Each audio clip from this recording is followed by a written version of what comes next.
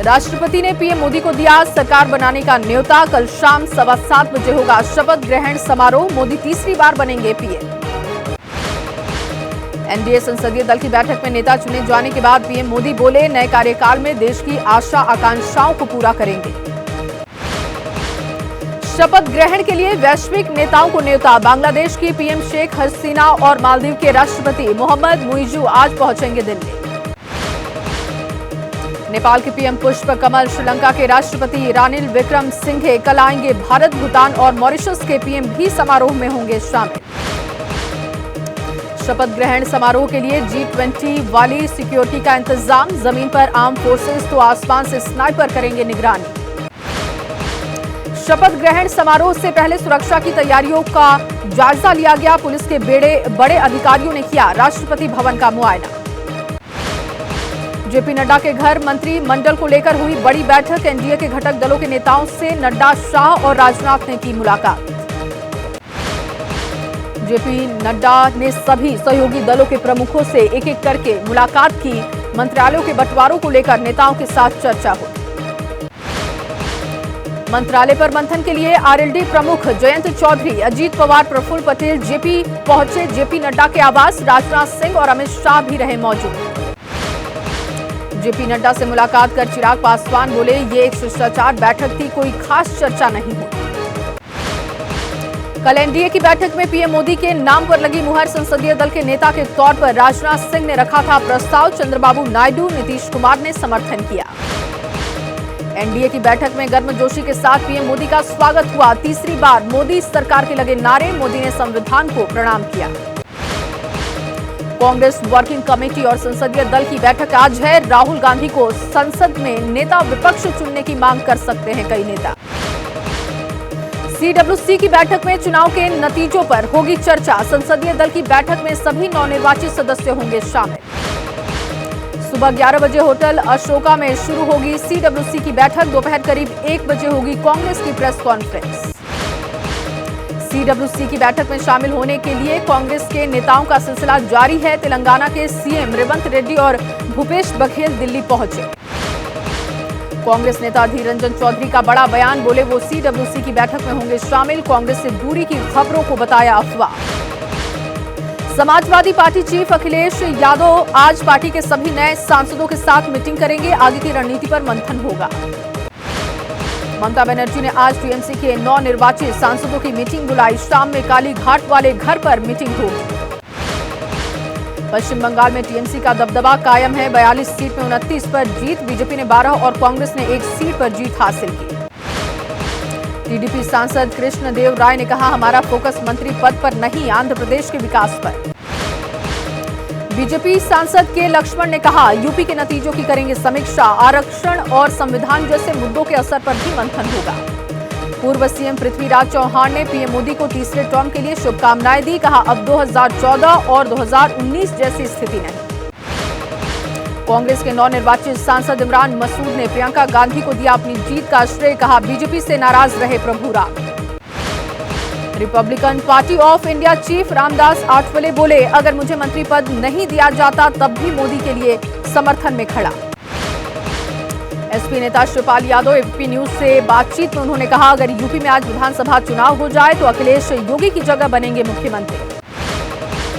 योगी सरकार के मंत्री सुरेश खन्ना का बड़ा बयान। कहा, अयोध्या में विकास की अनदेखी कर लोगों ने जातिवाद के नाम पर वोट किया। कांग्रेस प्रदेश अध्यक्ष अजय राय ने कहा, पीएम का बनारस में कम अंतर से उन्हें हरा पाना मोदी की नैतिक हार है।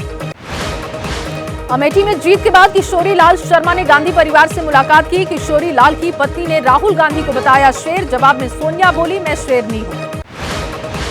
एनडीए की बैठक में आरएलडी चीफ जयंत चौधरी को मंच पर स्थान नहीं मिलने पर एसपी ने उठाया सवाल। लिखा, चौधरी चरण सिंह के प्रति झूठे सम्मान का भंडाफोड़ हो गया।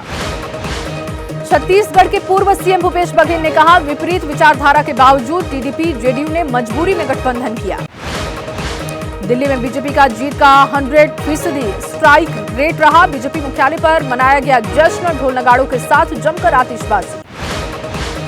महाराष्ट्र में महायुति के खराब प्रदर्शन को लेकर मंथन शुरू। विधायक संजय सरसाट ने कहा, सर्वे के नाम पर सीटें बदलने का नुकसान हुआ।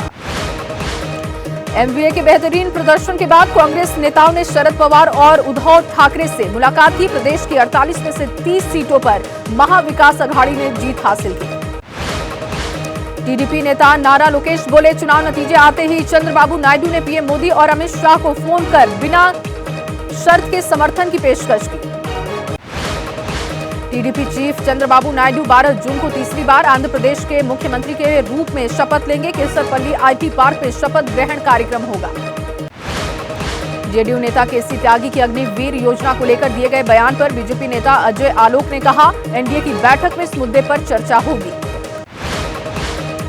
आरएलपी प्रमुख हनुमान बेनीवाल ने कहा कि मुझे इंडिया गठबंधन की बैठक में नहीं बुलाया गया तो भी मैं एनडीए के साथ नहीं जाऊंगा। पप्पू यादव का एनडीए पर तंज, कहा यह सरकार साल भर से ज्यादा नहीं चलेगी। नवनिर्वाचित सांसद पप्पू यादव ने तेजस्वी यादव को बताया अहंकारी, कहा तेजस्वी की वजह से पीएम नहीं बन पाए राहुल गांधी। दिल्ली सरकार में मंत्री आतिशी ने कहा, देश में पेपर लीक के लिए जानी जाती है बीजेपी की सरकारें। कांग्रेस ने एनडीए का मतलब नीतीश नायडू डिपेंडेंट अलायंस बताया। पवन खेड़ा ने कहा, सहयोगियों को भी मालूम मोदी की कोई गारंटी नहीं। कांग्रेस का पीएम मोदी पर तीखा हमला, कहा पीएम मोदी से ज्यादा अंतर से तो अमेठी से जीते किशोरीलाल शर्मा। संसद भवन से मूर्ति हटाने को लेकर कांग्रेस हमलावर, पवन खेड़ा ने कहा नतीजों की वजह से बदली जा रही मूर्तियों की जगह। टीडीपी सांसद राम मोहन नायडू ने कहा, स्पीकर पोस्ट को लेकर कहीं कोई चर्चा नहीं, आंध्र के विकास के लिए जरूरी मंत्रालयों पर चर्चा होगी।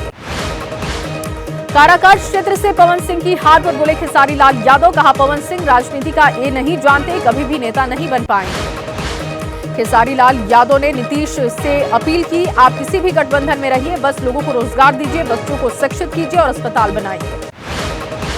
मनोज तिवारी पर बोले खेसारी लाल यादव, भोजपुरी के लिए उन्होंने आवाज नहीं उठाई, भोजपुरी को भूल गए, एक क्षेत्र का विकास करने लगे।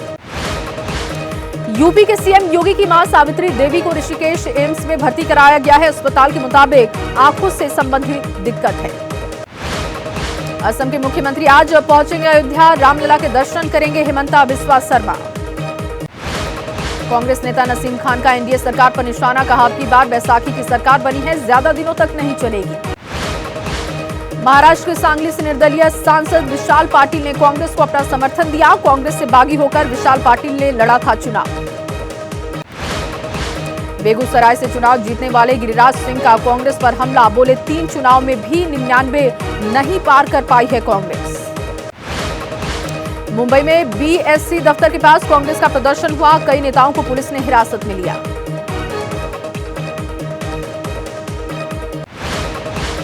एसपी के नवनिर्वाचित सांसद आरके चौधरी का बीजेपी पर बड़ा आरोप, बोले दलित नेताओं को बीजेपी के नेता काम नहीं करने देते।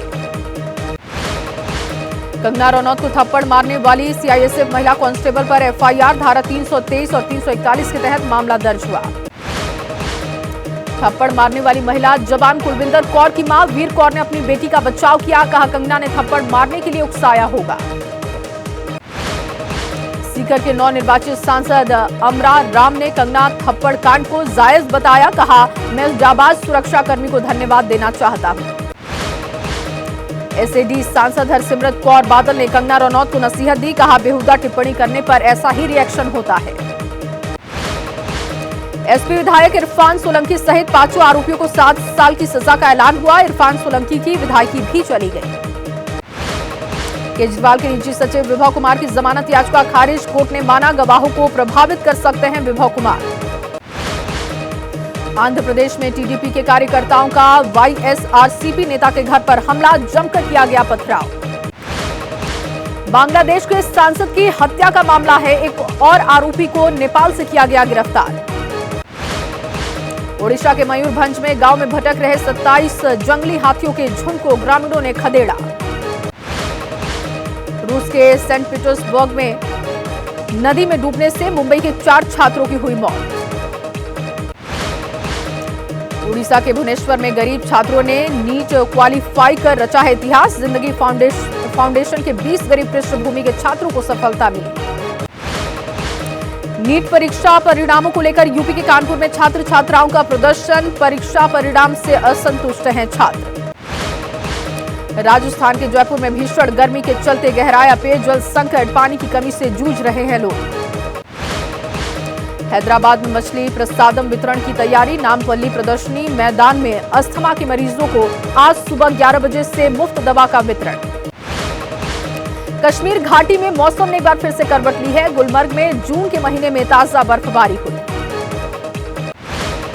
बारिश के बीच गुलमर्ग की पहाड़ियों में ताजा बर्फबारी से तापमान में गिरावट, गुलमर्ग में पिछले 2 दिनों से बारिश के बाद बर्फबारी हुई। आगरा में भीषण गर्मी का कहर जारी है, गर्मी से बचने के लिए लोगों को घर से ना निकलने की सलाह दी गई, सवारी नहीं मिलने से ऑटो ड्राइवर्स भी परेशान दिखे। बेंगलुरु में बारिश ने बढ़ाई लोगों की मुसीबत, बारिश की वजह से जगह जगह पर जल भराव, शहर में ट्रैफिक जाम की स्थिति बनी।